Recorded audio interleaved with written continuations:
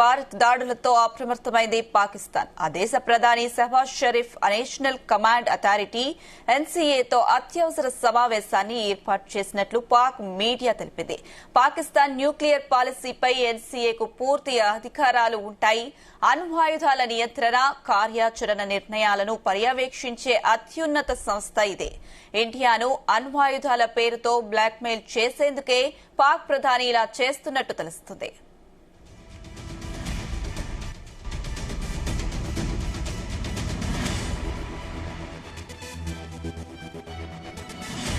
Right, ఇదే అంశానికి సంబంధించి మరిన్ని అప్డేట్స్ మా చీఫ్ న్యూస్ కోఆర్డినేటర్ రాధాకృష్ణ అందిస్తారు. రాధాకృష్ణ. Good morning Anusha. పాకిస్తాన్ మరొకసారి ఒక మూర్ఖపు ఆలోచన అనొచ్చు, లేకుంటే ఒక విధ్వంసాన్ని సృష్టించాలనే విధ్వంస ఆలోచనతో ఉన్న పాకిస్తాన్ న్యూక్లియర్ సంబంధించినటువంటి న్యూక్లియర్ పాలసీపై రివ్యూ చేస్తున్నట్టుగా తెలుస్తా ఉంది. ప్రస్తుతం అక్కడ ఉన్నటువంటి ప్రధాని షహబాజ్ షరీఫ్ ఎన్ఏసీ అధికారితో ఎన్ఏసీతో భేటీ అయినట్టుగా తెలుస్తా ఉంది. దీనికి సంబంధించి పాక్ మీడియా కూడా ధృవీకరిస్తా ఉంది. ఎందుకంటే ఇప్పటికే భారత్ చేస్తున్నటువంటి పాకిస్తాన్ భారత్ పై ఎదురుదాడికి దిగుతా ఉంది. సో భారత్ పై ఏ దాడి చేసినా, అంటే క్షిపణి ప్రయోగాలు చేసినా, డ్రోన్లతో దాడి చేసినా భారత్ సంబంధించినటువంటి చిన్న అంటే ఇంచు మందం కూడా నష్టం చేయలేకపోతుంది. దీంతో భారత్ యొక్క నియంత్రణ ఏదైతే బాంబులు మొత్తంగా కూడా డ్రోన్లను నిర్వీర్యం చేస్తుందో, దీంతో ఏం చేయాలో తోచని పరిస్థితుల్లో పాకిస్తాన్ ఇక మూర్ఖపు ఒక ఆలోచన దిగుతా ఉంది. సో ఇప్పటికే భారత్ పై ఏ స్థాయిలో కూడా పోరాటం లేదని, పోరాట పటిమ చూపని పాకిస్తాన్ ఇక ఒక విధ్వంసము, ఒక మూర్ఖపు ఆలోచనతో దిగుతుందని చెప్పవచ్చు. సో దీంతో పాకిస్తాన్ మరొకసారి తన ఒక మూర్ఖపు అంటే తీవ్రవాదపు ఆలోచన, అంటే ఏదైనా విధ్వంసం చేయాలనే ఒక విద్వేషపూరిత ఆలోచన ఉందో మరొకసారి అదే రకంగా అడుగులు వేస్తున్నట్టుగా తెలుస్తోంది. సో పాకిస్తాన్ న్యూక్లియర్ పాలసీకి సంబంధించినటువంటి ఎలా ఉన్నాయి, మొత్తం ఎన్ఏసీకి పాకిస్తాన్ సంబంధించిన న్యూక్లియర్ పాలసీ పూర్తి స్థాయిలో ఎన్ఏసీకి అధికారాలు ఉంటాయి. సో ఈ నేపథ్యంలో ఎన్ఏసీతో పాక్ ప్రధాని భేటీ కావడంపై సంచలనంగా మారుతా ఉంది. ఏం చేయబోతున్నారు, ఏం చేస్తున్నారు? ఎందుకంటే గత కొద్ది రోజులుగా చూసుకుంటే మనం భారత్ కి సంబంధించిన విషయంలో పాకిస్తాన్ సంబంధించినటువంటి మంత్రులు కావచ్చు, కొంతమంది అధికారులు కావచ్చు, మాటికి నోరు తెస్తే మేము అణ్వాయులతో దాడి దిగుతాము, న్యూక్లియర్ బాంబులు వాడతామని చెప్పేసి ప్రకటన చేస్తా ఉన్నారు. సో ఆ ప్రకటన నేపథ్యంలో ఇప్పుడు ఏకంగా పాక్ ప్రధాని ఎన్ఏసీతో భేటీ కావడం అనేది మాత్రం కొంత సంచలనంగా మారుతా ఉంది. ఎందుకంటే నేషనల్ కమాండ్ అథారిటీకి ఈ న్యూక్లియర్ పవర్ కి సంబంధించినట్టు ఎప్పుడు వాడాలా, ఏంది అనే దానిపైన పూర్తి ఒక అజమాయితీ ఉంటుంది. సో ఆ అధికారాల నేపథ్యంలో ఇప్పుడు ఈ అణ్వాయుధాల నియంత్రణ కావచ్చు, అదేవిధంగా నెక్స్ట్ కార్యాచరణ ఒకవేళ ఏదైనా పరిస్థితుల్లో ఈ అణ్వాయుధాలు వాడాలంటే ఎలాంటి నిర్ణయాలు తీసుకోవాల్సి వస్తుందనే దానిపైన పర్యవేక్షించే సంస్థ ఇది. సో ఈ నేపథ్యంలో భారత్ పై అణ్వాయుధాలు వాడతా అనే దానిపైన రివ్యూ చేస్తున్నట్టుగా తెలుస్తోంది. షహబాజ్ షరీఫ్ మాత్రం ఎన్ఏసీ భేటీతో భారత్ ను బ్లాక్ మెయిల్ చేయడానికో లేకపోతే బెదిరింపులకు పాల్పడితే మాత్రం అది మూర్ఖత్వం అవుతా ఉంది. ఎందుకంటే ఇప్పటికే భారత్ కి సంబంధించి పాకిస్తాన్ ఏమి చేయలేకపోతుంది. సో చేతులు ఎత్తేసేది పాకిస్తాన్ పై అనవసరంగా పాకిస్తాన్ అక్కసుతో ఒక తీవ్రవాదాన్ని మొత్తంగా కూడా పెంచి పోషించి భారత్ లో అదనే నడిపాలనుకుంది. సో ఇప్పుడు ఆ తీవ్రవాదమే పాకిస్తాన్ మింగేసే పరిస్థితి వచ్చింది. ఇప్పుడు అదే ఒకవైపు భారత్ తీవ్రవాద నియంత్రణ కోసం, తీవ్రవాద నిర్మూలన కోసం పోరాడుతూ ఉంటే పాకిస్తాన్ మద్దతు తెలపాల్సింది పోయి తిరిగి భారత్ పై దాడులు దిగుతా ఉంది. నిన్న 2 రోజులుగా చూసుకుంటే వేల సంఖ్యలో డ్రోన్లతో భారత్ పై దాడులు దిగుతుంది. అయినా ఇప్పటికీ భారత్ చాలా సమన్వయంగా, ఓపికగా ఉంటుంది.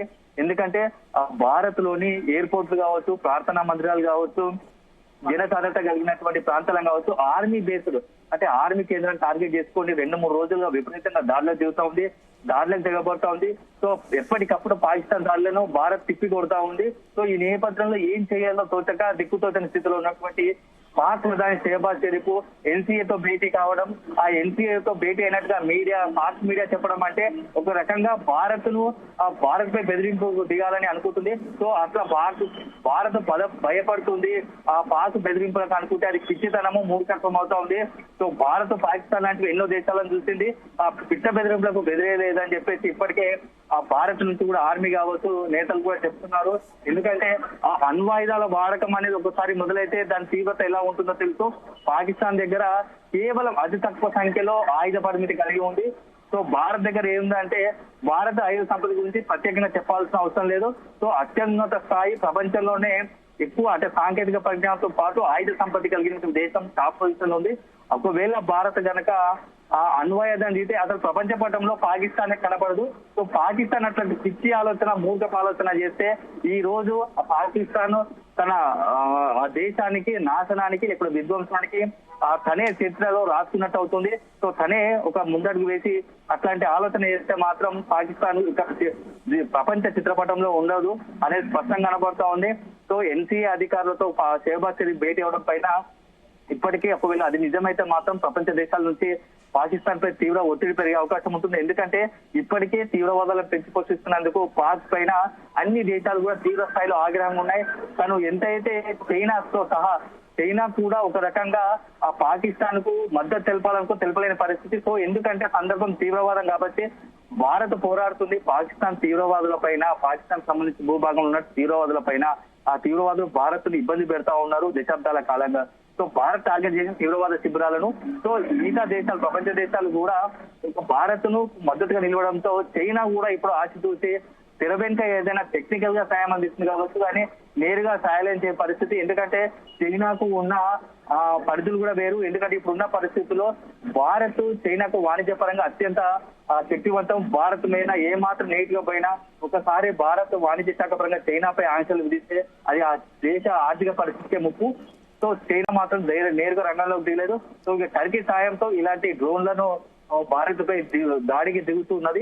సో ఇవన్నీ కూడా టర్కీ కూడా ఇప్పుడున్న పరిస్థితుల్లో హ్యాండ్స్ అప్ అనే పరిస్థితి వచ్చింది.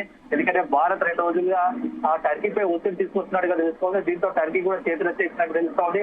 అంతర్జాతీయంగా పాకిస్తాన్ ఒక్కటే అయిపోయింది. విత్ ఇన్ ద దేశంలో కూడా ఏకంగా ఆ షెహబాజ్ షరీఫ్ సంబంధించిన పార్టీ ఎంపీలే ఆ ప్రధానిపై నిప్పులు చెరుగుతున్నారు.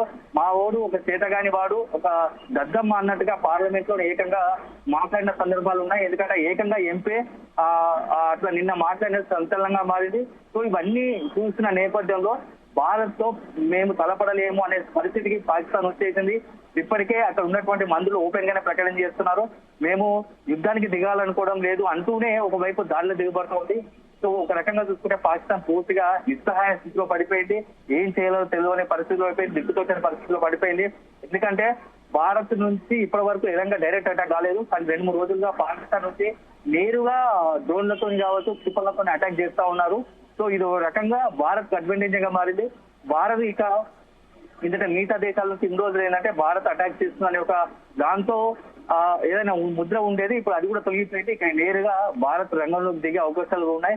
కానీ ఇలాంటి పరిస్థితుల్లోనే పాకిస్తాన్ భారత్ ఆర్మీకి భయపడి ఏకంగా న్యూక్లియర్ అంటే అణ్వాయుధాలతో దాడికి దిగుతాము అని చెప్పేసి ఒక బ్లాక్ మెయిల్ గా దిగుతా ఉంది. సో అలాంటి బెదిరింపులకు భారత్ మాత్రం ఏ మాత్రము తగ్గేది లేదు, భయపడలేదు అనే పరిస్థితి ఉంది.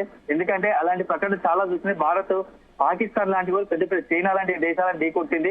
అట్లాంటి చరిత్ర ఉన్న భారత్ పాకిస్తాన్ లాంటి చిన్న దేశం, అందులో భారత్ కనుక సరిగ్గా ఒక్కసారి పాకిస్తాన్ పై దృష్టి పెడితే అరగంటలోనే ప్రపంచ చిత్రపటంలో పాకిస్తాన్ ఉండదు. సో అయినప్పటికీ పాకిస్తాన్ విషయంలో భారత్ చాలా సమన్వయంగా ఉంటూ వస్తుంది. ఎందుకంటే అక్కడ ఉన్న పౌరుల దృష్ట్యా భారత్ కొద్ది వెనుకడుగు వేస్తుంది. కానీ ఒకవేళ కనుక భారత్ కూడా దాని యొక్క అంటే తమ భారత్ కి సంబంధించినటువంటి పాకిస్తాన్ నిర్ణయాలతో ఎంతవరకు చాలా కట్టడి చేసుకుంటూ సమన్వయంతో వస్తుంది. ఒక్కసారి ఓపిక నశించినా లేకుంటే దానికి మించి పాకిస్తాన్ నుంచి జరుగుతున్న దాడుల నేపథ్యంలో ఒక్కసారి తీవ్ర స్థాయిలో భారత్ ఎదురుదాడికి దిగితే మాత్రం పాకిస్తాన్ కు ఇక కష్టకాలమే. ఎందుకంటే ఇప్పుడున్న పరిస్థితుల్లో పాకిస్తాన్ తీరు సర్వత్రా చాలా తీవ్ర విమర్శల పాలవుతా ఉంది. ఇప్పటికే తీవ్రవాదాన్ని పెంచి పోషించి, ఎందుకంటే గత ఆల్ఖైదా అధినేత బిన్ లాడెన్ నుంచి మొదలు పెడితే ప్రపంచ వ్యాప్తంగా మోస్ట్ వాంటెడ్ గా టెర్రరిస్ట్ అందరికీ కూడా పాకిస్తాన్ ఆశ్రమంగా మారింది, ఆశ్రయం ఇస్తుంది, అడ్డగా మారింది. సో ఈ నేపథ్యంలో ప్రపంచ దేశాలు కూడా భారత్ నేమలేని పరిస్థితి. సో ఇక భారత్ తన దూకుడు ప్రదర్శిస్తుంది. ఇవాళ చాలా కీలకంగా మారబోతోంది. ఎందుకంటే ఎన్సీఏతో షెహబాజ్ షరీఫ్ భేటీ అంటే అది తన పాకిస్తాన్ చరిత్రకు సమాప్తం పెట్టుకునేది తనే సంతకం పెట్టినట్టు అవుతోంది. సో మొత్తంగా ప్రపంచంలో పాకిస్తాన్ చిత్రపటం అంటే పాకిస్తాన్ దేశం ఉండదు అని తనే రాసుకున్న వీలునామా రాసినట్టు అవుతుంది. సో ఈ విధంగా ఒక షెహబాజ్ షరీఫ్ చేసే అంటే ఏదైతే చర్యలు ఉన్నాయో అది మాత్రం చాలా మూర్ఖపు ఆలోచన అని చెప్పేసి విమర్శలు వస్తోంది. సో దీనిపైన భారత్ ఏ విధంగా రెస్పాండ్ అవుతుంది అనేది మాత్రం మరి కాసేపటి తెలియనుంది అని. అయితే రాధాకృష్ణ, ఒక్కొక్క రోజు పాకిస్తాన్ భారత్ పై దాడికి ప్రయత్నిస్తూనే ఉంది. అమాయక పౌరుల లక్ష్యంగా చేసుకొని దాడులు చేస్తుంది.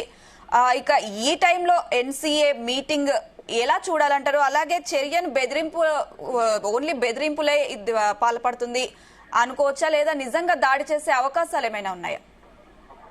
పాకిస్తాన్ మొదటి నుంచి కూడా పాకిస్తాన్ తీరు కావచ్చు, వైఖరి చాలా విద్వేషపూరితంగా, అంటే ఒక మత ఛాందసవాదం కావచ్చు, లేకుంటే ఒక మతోన్మాదము, ఒక తీవ్రవాదము చర్యలతో ఎప్పుడు కూడా భారత్ పై అక్కసు విద్వేషపూరితంగానే ఉంటుంది. సో ఈ నేపథ్యంలో మనం ఎప్పుడైతే పహల్గామ్ దాడి ఘటన తర్వాత పాకిస్తాన్ విషయంలో మనం చాలా సీరియస్ గా కొన్ని నిర్ణయాలు తీసుకుంటున్నాం.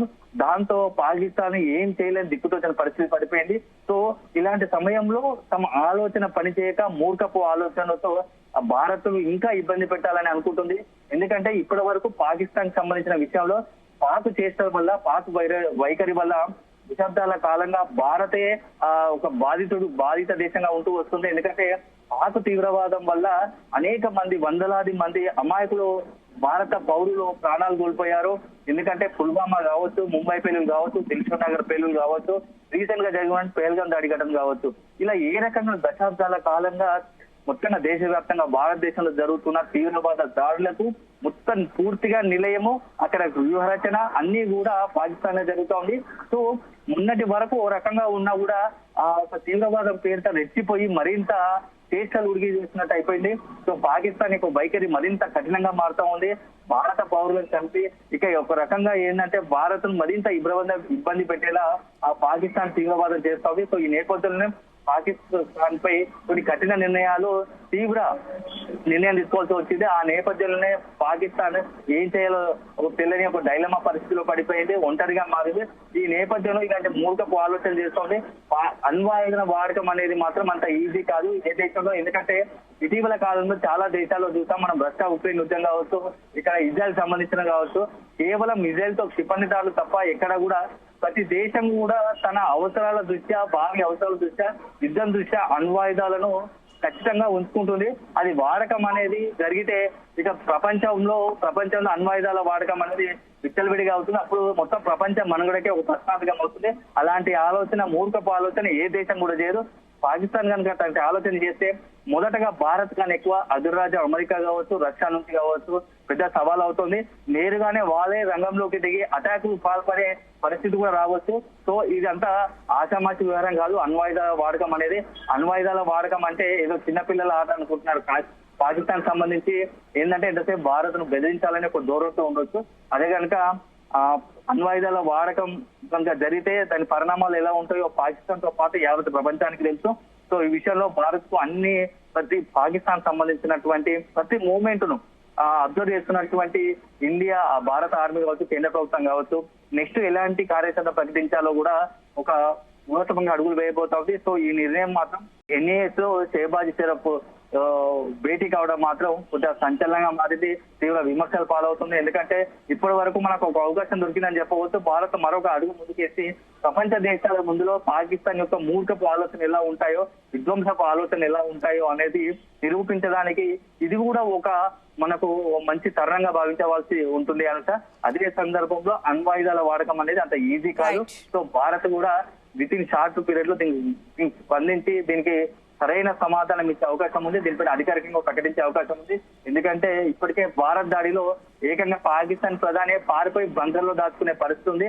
ఆ పిరికి పడ్డ చర్యలతోనే ఇట్లాంటి ఆలోచనలు వస్తాయని చెప్పేసి భారత్ నుంచి కూడా ఒక కామెంట్ వినపడతా ఉంది. Anusha. Right Radhakrishna, thank you.